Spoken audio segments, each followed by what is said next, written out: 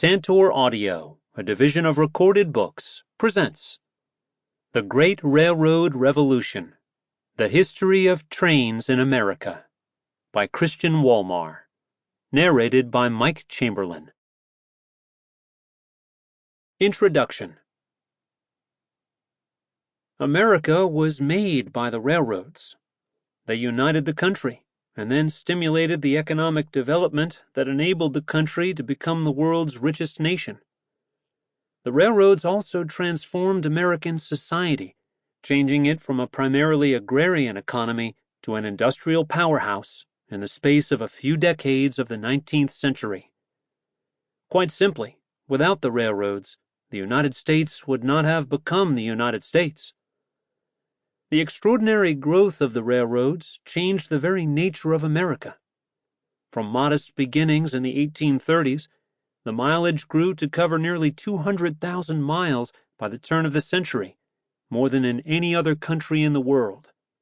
Yet the epic tale of the growth of the railroads and their influence on the development of the nation is now largely forgotten and ignored. By the middle of the 20th century, as the automobile and the airplane continued their relentless march toward domination of the U.S. domestic transportation network, the historical importance of the railroads was being written out of the nation's consciousness.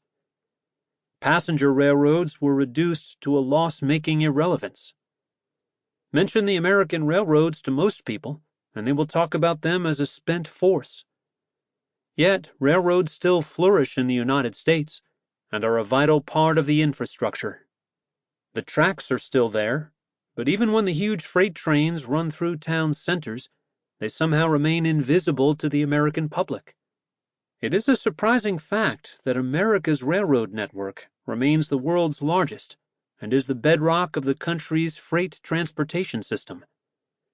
There are, too, signs of a revival in passenger railroads, with money available from the federal government thanks to President Obama's welcome, if flawed, stimulus package of 2009, and a rise in passenger numbers on Amtrak services. America may have gradually disowned its railroad heritage, but now is the time to reclaim and reinstate it. This book attempts to do just that. Although there are countless tomes on railroad history, few have tried to tell the story of the American railroads and their impact in one concise narrative. That has meant taking a very selective approach, and inevitably many facets of the rich story of America's railroads have been left out. Inevitably, it has been impossible to be comprehensive, and I have had to be selective on what aspects to cover in detail. I have, for example, chosen particular railroads to look at in some depth as examples, since there is no way that any book of a reasonable length could adequately cover the history of 250,000 miles of track, which was America's route mileage at the railroad's height. Obviously, most of the prominent companies are mentioned in the book, but there are numerous omissions for reasons of space or repetition. As with several of my other books, I have focused more on the 19th century than the 20th. That is deliberate. It was in the 19th that the railroads were being built, and they reached their zenith soon after the turn of the century. The story of the 20th is one largely of decline and waning influence, a time when railroads were losing their importance, and where opportunities to make the best use of this historic legacy were missed. Although this period is covered in less detail than the earlier times, I try to explain why what started out as a love affair between the American people and their railroads has turned out so badly, and why an industry that makes such a positive contribution to America's economy today is largely ignored or even reviled. I have highlighted for particular attention the role of a few of the individuals who created or ran the railroads. But again, for reasons of space, I have left out many other great characters who have contributed to the making of American railroads during its near 2 centuries of existence. I make no apology, but hope the listener will understand how difficult this selection has been. The first chapter discusses how railroads emerged and why they developed as opposed to other forms of technology.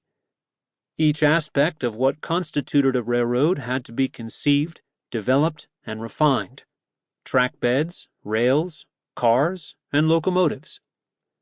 Railroads brought together the most complex set of technologies developed since the dawn of civilization, and America was a pioneer, joining the railroad age just after the first modern railroad had been opened in the United Kingdom. America was a young country, ripe for the railroad revolution, and within a few years of the first line opening, there were already 1,000 miles in short, separate lines laid principally on the eastern seaboard.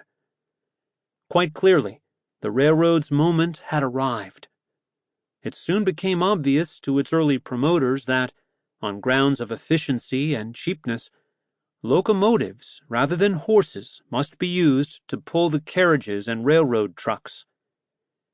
The first significant railroad had been developed in Britain in 1830, and several European countries had quickly followed suit.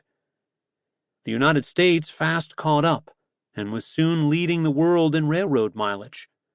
The railroad age had arrived, and nothing could stop it. The second chapter shows how America's relationship with the railroads soon became a passionate affair. They grew symbiotically, rapidly spreading across the more economically advanced states. From harboring doubts about the railroads, suddenly everyone wanted to be connected to the railroad. The burgeoning United States adopted railroad technology faster and with more enthusiasm than any other nation, embracing the new invention that seemed to reflect the pioneering spirit of the age. Up and down the East Coast, railroad lines sprang up with amazing speed, stimulating economic growth that would change the way people lived and eventually make America the most powerful nation on earth. Of the 26 states that constituted the Union in 1840, only 4, Arkansas, Missouri, Tennessee, and Vermont, had not completed their first mile of track. The beginnings of what would become the major railroad companies were established during the 1840s with the opening of the New York Central and Hudson River and Pennsylvania lines. However, for the most part in the 1830s and 1840s, the development of the railroads was a local affair. People wanted to have easy access to the local town, or possibly to the other end of the state, rather than across the nation. These early railroad companies were a true rag-bag of outfits, ranging from, literally, one-horse companies carrying coal out of a mine to longer lines stretching into the outback and carrying thousands of passengers a week. The third chapter shows how the railroads took off as an industry in the years running up to the Civil War. The 1850s saw a massive increase in the pace of track development, and the mileage more than tripled during the decade. This was a period of strong economic performance, both driven by the railroads and speeded up by their construction. Although most of the railroads were built by the private sector, little of this remarkable growth would have been possible without government support through various mechanisms, such as allowing companies to run lotteries, the granting of monopolistic rights, tax exemptions, and land grants. It was the start of a difficult relationship between government and the railroads. The American railroads were bigger in every sense than those in Europe. They covered longer distances, used larger locomotives, and hauled longer trains. The railroads seemed to be tailor-made for the huge American landmass and for the indomitable spirit of its people. European countries were constrained by reactionary governments slow to recognize the social and economic benefits of the railroads, and by old-fashioned customs that those with vested interests worked hard to protect. Americans, however, free from the shackles of tradition and unencumbered by obstructive government, took to the new method of transportation with far more gusto and enthusiasm than their European peers. The Civil War, covered in Chapter 4, was the first true railroad war, and was particularly lengthy and bloody as a result. Key battles were fought around railroad junctions, Railroad sabotage became a key tactic of the war, and troops were transported huge distances in a way that would have been impossible even a decade previously. The North, industrially stronger than its rival, was lent a key advantage by its superior railroads, which, crucially, were far better managed during the war than those of the South. The Unionists quickly realized that the operation of the railroads could not be left to chance, and placed them under military control early in the conflict. By contrast, the secessionists never established government rule over their railroads, with the result that they operated far less efficiently. The war would also witness remarkable examples of derring do on the railroads. The Andrews Raid, or Great Locomotive Chase, in April 1862, in which Union volunteers commandeered a locomotive on the Western and Atlantic Line deep in Confederate territory and created mayhem as they drove it north, has entered American folklore, but somewhat obscured the true story of the railroads in this conflict. The fifth chapter tells the story of the construction of the first transcontinental railroad in the United States. The dream of a coast-to-coast line had first been mooted as early as 1820, but it was not until the 1850s that the idea was seriously considered. Its start was delayed by the Civil War, although ironically it was the absence of the Southern politicians that allowed the legislation to be passed by Congress. It was by far the most ambitious railroad project of this period in the world, to be surpassed 30 years later only by the Trans-Siberian, the subject of my next book, but its exact purpose was somewhat unclear. To reach the Pacific Ocean, 3,000 miles away, was an obvious ambition for the federal government in Washington seeking to unify the new nation, but it was never going to be a commercial proposition. Thanks to lobbying by a remarkable young dreamer, Theodore Judah, who gained the political backing of Abraham Lincoln, Congress passed the act to build the line in 1862. The law also allowed for massive subsidies in the form of both cash and land grants to the two companies building the line, the Union Pacific and the Central Pacific. Like much of the story of the U.S. railroads, the building of the Transcontinental encompassed both the best and the worst aspects of pioneering American culture. On the one hand, there was the extraordinary achievement of building nearly 2,000 miles of line through two mountain ranges and a long stretch of desert, making it by far the longest railroad in the world up to that point. On the other, there was the shameless corruption that allowed the directors of both companies to make extraordinary riches through the simple expedient of contracting the work through dummy construction companies. Credit Mobilier of America, established in 1864 by Dr. Thomas Durant, was at the center of the scandal that broke in 1872, when it was revealed that a number of congressmen had received cash bribes or shares in the company.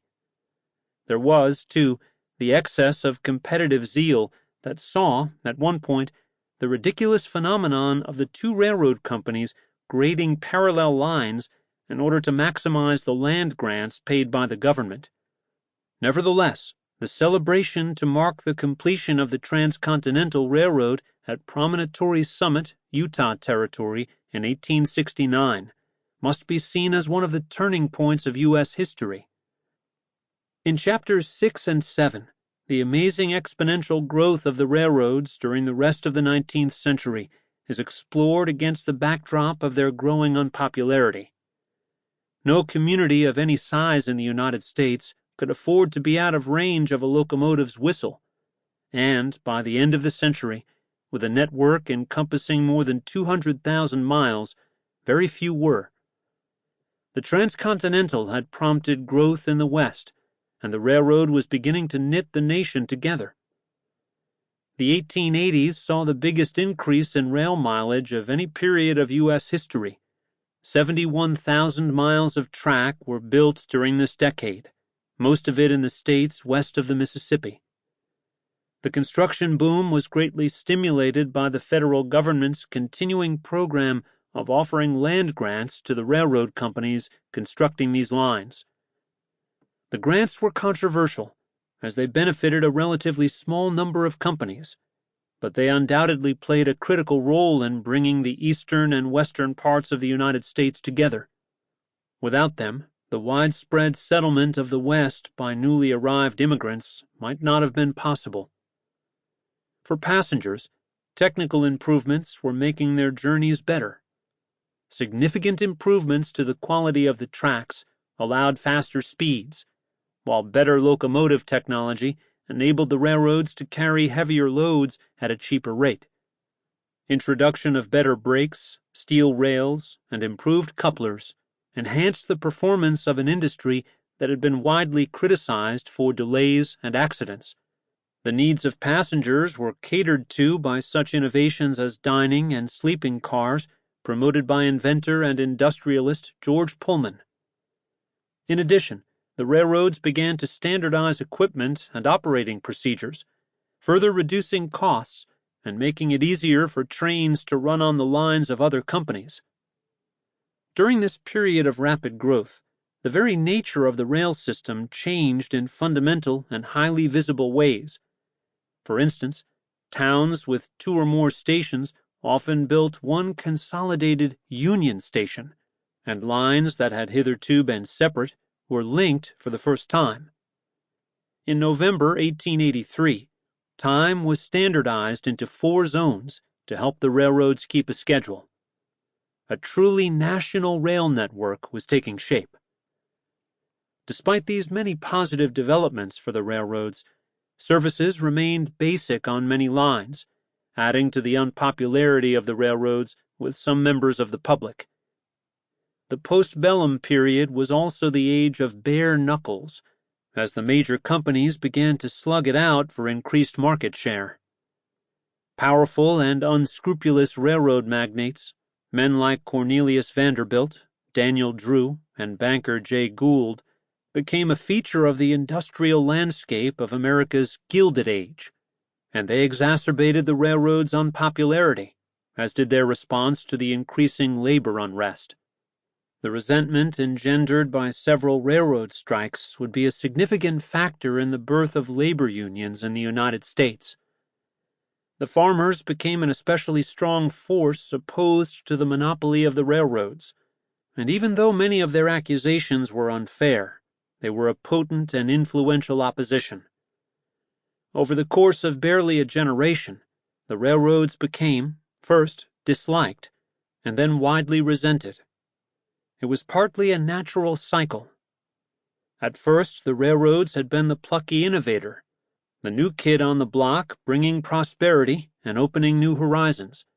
Then they became the established but respected business, and eventually they turned into the rapacious monopolist, reviled by almost everyone. Chapter 8, taking a breather from the chronological narrative, looks at how, despite the increasing hostility toward them, the railroads had changed America. Few aspects of American life remained unaffected. Most of the changes brought about by the railroad were beneficial: economic growth, creation of jobs, more efficient markets, opportunities to travel, easier distribution of goods, and so on. There were numerous other ways in which trains and stations stimulated local economic activity. The trains brought in mail-order goods from department stores in the city, fresh produce for the local shops, mail, packages, and newspapers. Even the station clock was a useful public amenity, providing what was probably the best local estimate of the time. The station, or depot, however modest, would become a key part of the town's amenities, the start or end of most people's visits, or of journeys by local inhabitants to far distant lands. The relationship between the town and the station would be symbiotic, and as with much of this story, it is difficult to disentangle the causation. There were, though, negatives too. Because the poor could not afford to travel, it could be argued that the railroads exacerbated the differences between the haves and the have-nots. The big towns prospered thanks to these crowds who boosted their economies as they shopped, ate in restaurants, and stayed in hotels. The consequent rapid and unplanned growth of the cities, stimulated by the railroads, was not necessarily a welcome change. Railroads, as with all transportation improvements, benefit the areas where people want to go. And although there may have been the occasional rural excursion, for the most part, it was the cities that profited from the ability of people to travel more easily.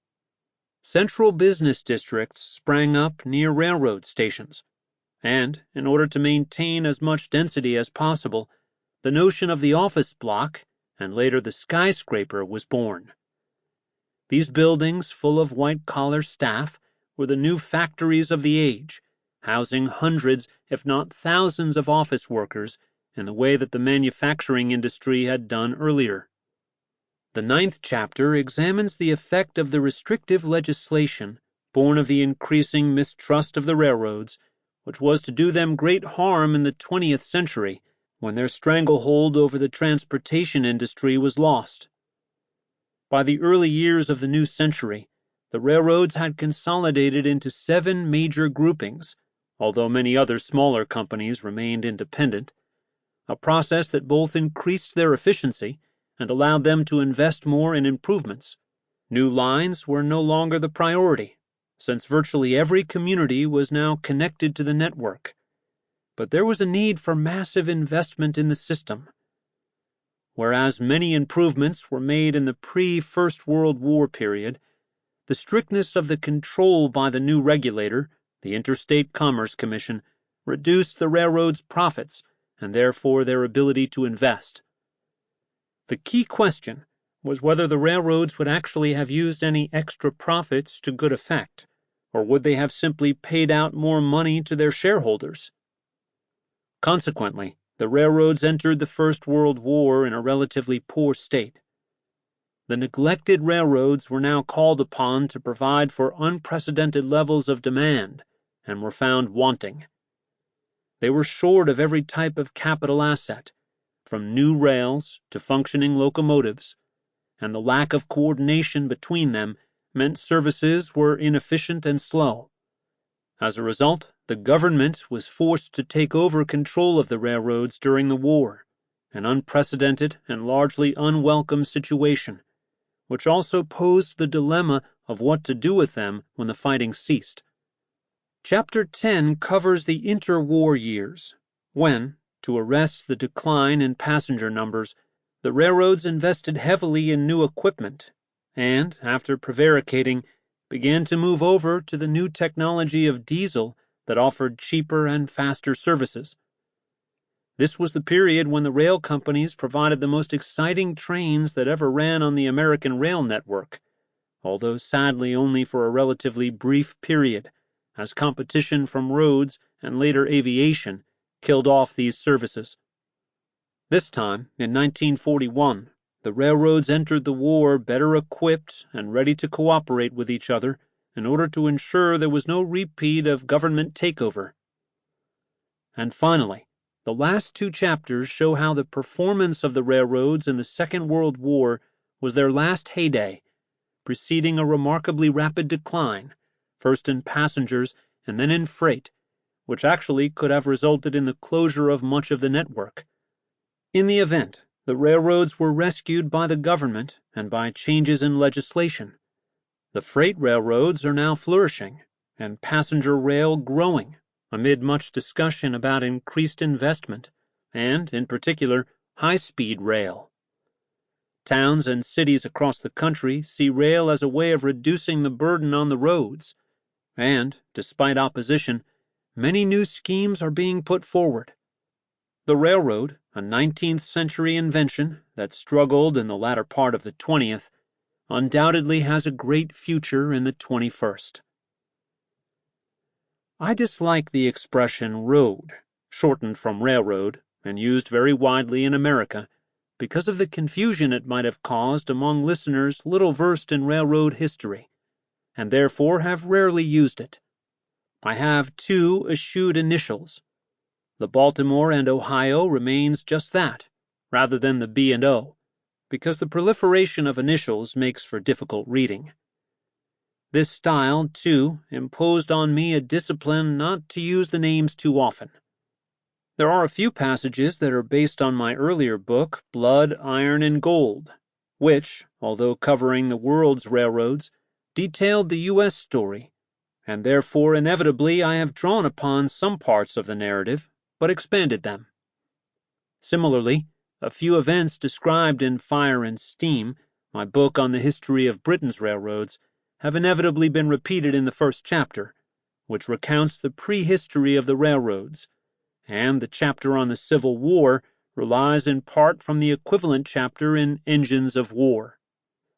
I have ignored the Canadian and Mexican railroads, although they are, in many ways, part of the same interconnected system, not least through shared ownership. That is particularly true of the transcontinentals.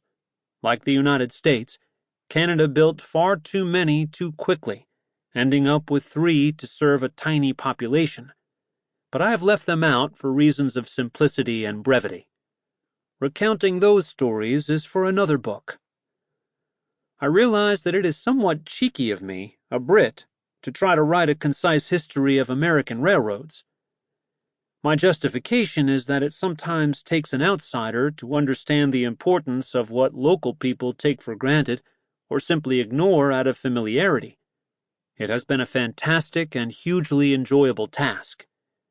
I traveled twice extensively on the U.S. rail network and met numerous people with an interest in rail who helped formulate my ideas. Nevertheless, I am sure there are mistakes and errors in interpretation. They are, of course, all my own. I hope, though, that they do not detract from the thrust of the book, which is to show the railroads in context and to explain how they helped to create the America of today, even though that has been largely forgotten. Please do point out any mistakes by emailing me via my website, christianwolmar.co.uk. This has proved very useful in the past, and any corrections will find their way into future editions. 1. The railroads win out. It was a particularly prescient remark, indeed so prescient that it has subsequently become the stuff of legend. The speaker was an old man, Charles Carroll, the last surviving signatory of the Declaration of Independence. The event was the ceremonial turning of the first sod of earth to begin work on the Baltimore and Ohio, America's pioneering railroad. The date, inevitably, was Independence Day, July 4th, 1828, just over a half-century after the declaration that resulted in the creation of the new nation. The words were simple. I consider what I have just now done to be among the most important acts of my life, second only to my signing the Declaration of Independence, if, indeed, it be even second to that. And so it proved.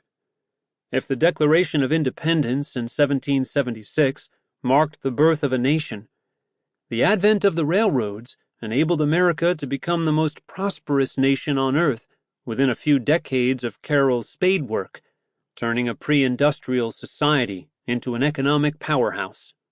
America and the railroads were to be a perfect fit, their joint growth intertwined so intimately that countless historians have been unable to determine whether it was the growth of the American economy that sparked the expansion of the railroads, or vice versa. The Baltimore and Ohio was not the first entity in America to call itself a railroad, and, as we shall see, its reputation as the first modern railroad in the United States rests on shaky ground. But there is no doubting the importance of its inauguration as a stimulus in creating America's most important industry of the 19th century. Railroads had, in fact, been a long time coming. The first American railroads were the product of a disparate series of inventions stretching back centuries, but which were mostly spawned by the Industrial Revolution in Britain that began in the first half of the 18th century. The long gestation period of the railroads can be explained by the fact that it became possible to construct them only once the various aspects of technology that prefigured their birth had been developed and subsequently improved through application.